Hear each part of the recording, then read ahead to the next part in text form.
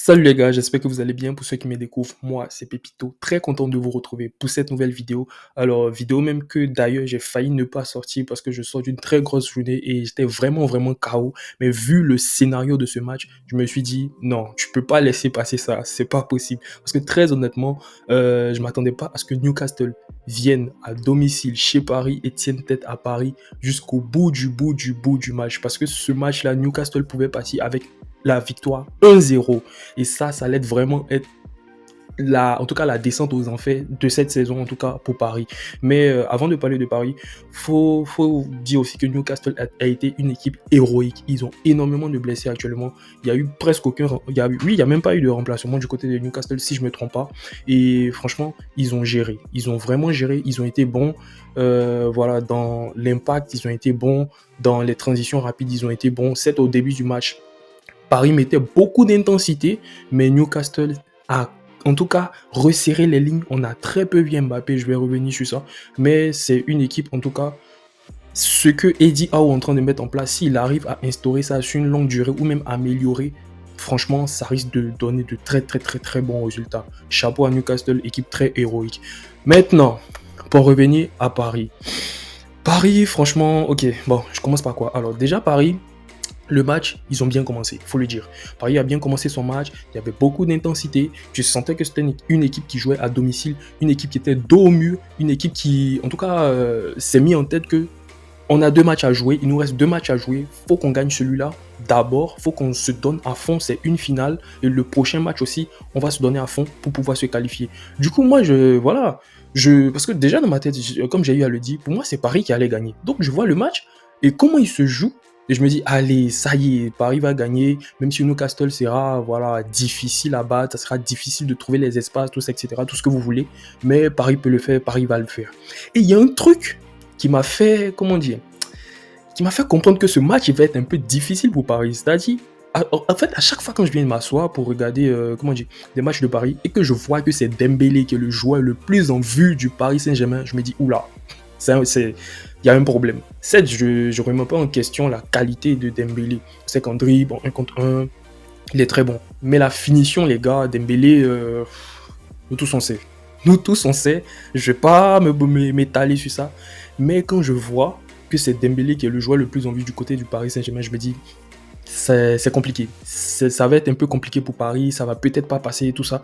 Et le match, en fait, m'a un peu donné raison. Parce que tu vois, c'est Dembélé qui est le plus en vue, il enchaîne les actions, mais il faut dire aussi qu'il a sorti un beau match. Voilà, Dembélé, on ne peut pas lui reprocher, en tout cas, de ne pas tenter. On ne pouvait pas lui reprocher de ne pas tenter sur ce match-là.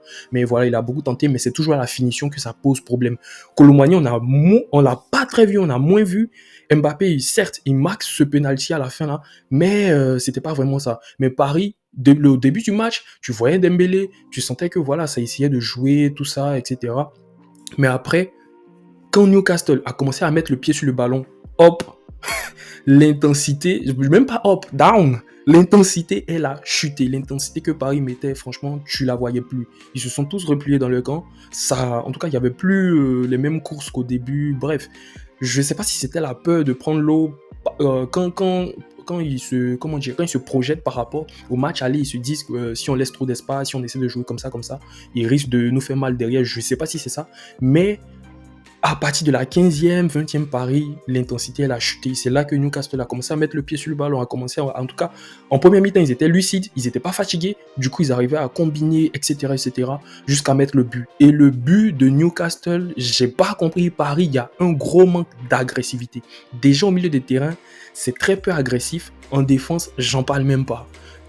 Comment il s'appelle? Je crois que c'est Livramento.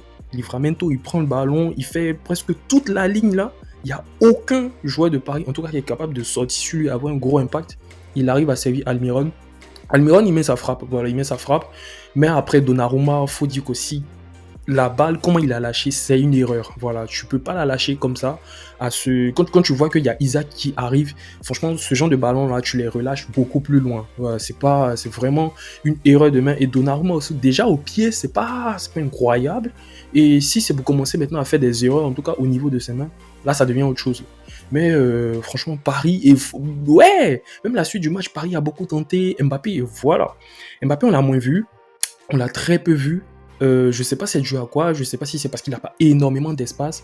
Je Franchement, je suis pas Enrique, je sais même pas c'est quoi le système de jeu qu'il veut mettre en place. Mais Mbappé, on l'a très peu vu. Je sais pas si c'est dû aussi au début, à la pré-saison, s'il n'a pas une grosse pré-saison, ce qui fait qu'il n'est pas encore, on va dire, encore, ouais, bon, ça fait quand même un bon moment. Mais je sais pas s'il y a la pré-saison aussi qui n'a pas été faite, qui joue. Mais Mbappé, on l'a très peu vu et ça commence à faire un peu beaucoup parce que le match même d'avant face, le match face à Milan, c'était ça. Mais heureusement qu'au final, il met le penalty. Je vais revenir sur ça. Mais aussi, Lee dans l'animation offensive. C'était pas incroyable. C'était pas top. Fabian Ruiz, bon, il a fait ce qu'il pouvait et on a vraiment senti l'absence des Zaïre Emery. Il y avait ce manque de, en tout cas, de réponse à l'intensité de Newcastle. Il y avait ce manque de joueurs qui, en tout cas, étaient capables de casser les lignes par ses courses, ce joueur box-to-box là. En tout cas, ce rôle qui a capoté Emery, cette énergie, tout ça, franchement, il a beaucoup manqué à Paris et il fallait essayer de faire sans. Il fallait essayer de faire sans. C'est vrai, ça a été difficile, très, très, très difficile. Et il y avait aussi l'absence de Marquinhos. Il y a tout ça qui jouait en défense. C'était Danilo et Skriniar. Ils ont fait ce qu'ils pouvaient. Hakimi, et oui, une chose aussi que j'ai pas compris, il y avait que le côté de Dembélé et Hakimi, en tout cas, qui était le plus actif. Le côté de Hernandez et Mbappé, bon, il n'y avait pas de grandes choses qui se passaient. Et Barcola, qui a fait une très, très, très, très, très bonne entrée. Barcola, sauf qu'il a beaucoup raté. Il y a eu énormément d'occasions. Il a beaucoup, beaucoup, beaucoup, beaucoup raté. Et moi, je me disais, oula, j'espère que Paris va pas, en tout cas, perdre à domicile. Parce que là, c'était le match le plus important de la saison de Paris. Là, Paris finit avec un partout. Ils peuvent encore se qualifier à la dernière journée face à Dortmund. D'ailleurs, Dortmund qui est en tout cas assuré d'être qualifié. À quelle place on verra. Après, je crois que ça va dépendre de la différence de but. Si jamais que Paris gagne, ça va dépendre de la différence de but, ce genre de truc entre eux et Dortmund. Voilà, bref, c'est un truc comme ça. Mais Paris, je me disais, ça allait être vraiment compliqué. Barcola, il a fait une bonne entrée, il a beaucoup raté. Mais voilà, c'était pas des ballons simples. Même le alors, avant ça, avant le penalty qui a été sifflé, parce que ça c'est très délicat en fait, il faut qu'on se pose et il faut qu'on réfléchisse. Parce que moi, par exemple, je suis un supporter neutre.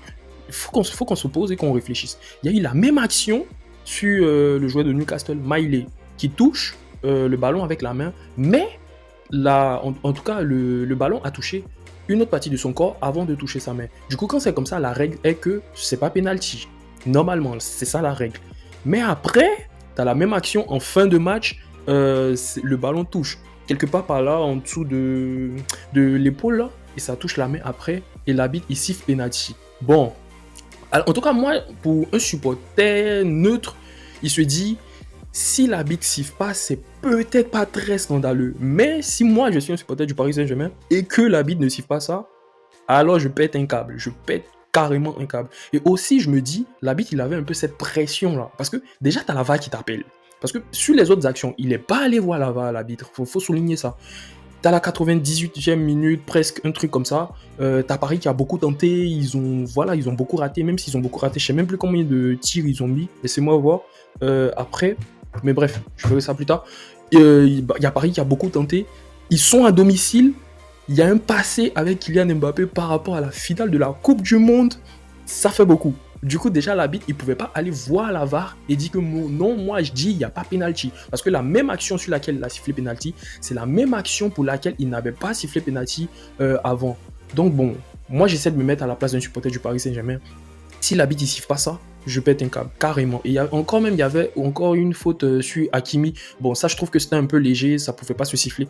Mais Paris, waouh, ils ont eu chaud. Paris a vraiment, vraiment, vraiment eu chaud. Et heureusement, Mbappé, il a su le penalty. Franchement, lui, voilà quoi. Certes, dans le jeu, il n'a pas été hyper percutant. Mais, exactement. Mais il y a une action, il a eu là. Mais en fait, certes, il n'a pas été hyper impactant. On ne l'a pas senti. Bon, Mbappé, quand il n'a pas des espaces, c'est un peu compliqué. Même si c'est un gros scoreur, il faut le dire.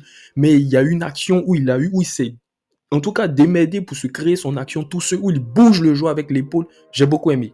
J'ai vraiment, vraiment, vraiment aimé. Il met une frappe et Pop, je vais revenir sur Pop, il met une très grosse frappe.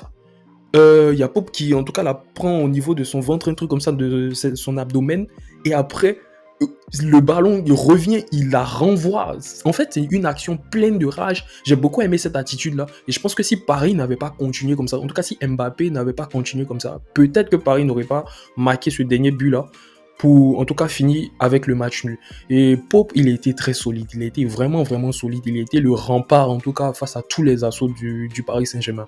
Et franchement, la qualification, elle va se jouer à la dernière journée, elle va vraiment, vraiment, vraiment se jouer à la dernière journée. Et on verra ce que ça va donner parce que là, Dortmund, je crois qu'ils sont assurés d'être qualifiés. Milan, oh là là, je vais parler de Milan. Milan, moi, ils m'ont un peu déçu parce que je m'attendais pas du tout à domicile qu'ils perdent ce score à 3-1 face à Dortmund. Et oui, c'est Dortmund, mais même s'ils perdent, pas en tout cas sur ce genre de score-là. Mais voilà quoi. C'est le football, c'est la Ligue des Champions, il y a toujours des surprises. En tout cas, je pense que la majorité d'entre nous s'attendait à une victoire de Paris. Mais Newcastle, c'est une équipe héroïque. Du coup, là, je crois que la qualification va se jouer encore, hein. Ça se joue jusqu'à la dernière journée. Là, il y a Dortmund qui est un peu voilà, épargné, mais les trois autres clubs derrière, Paris, Milan et Newcastle, tout le monde peut se qualifier. Et petite mention aussi, le Barça a gagné. Du coup, le Barça est qualifié. Moi, enfin, il y a en tout cas une de mes prédictions qui passe, voilà, parce que je voyais le Barça gagner. Donc, c'est déjà ça. Du coup, voilà, très grosse soirée de Ligue des Champions. En tout cas, je regardais les deux matchs en même temps, Paris, Newcastle et Milan, comment dire, Dortmund. Pour parler un peu du match même de Milan-Dortmund, je pense que Giroud, son penalty, s'il avait mis, ça allait vraiment changer le courant du match et que Milan allait s'imposer. Mais malheureusement, bon, il a raté. Voilà quoi, c'est un peu ça, c'est un peu dommage. Et du coup, je pense que j'ai rien d'autre à ajouter, c'est un peu ça. Moi, je suis fatigué, je vais aller me reposer et reposez-vous bien aussi. Du coup, je sais même plus ce que je vais dire pour la fin. Merci d'avoir regardé cette vidéo jusqu'à la fin. Je compte vous péter le bouton de like. N'hésitez surtout pas à vous abonner et à partager. Et on se dit à très bientôt pour la prochaine pépite. Ciao.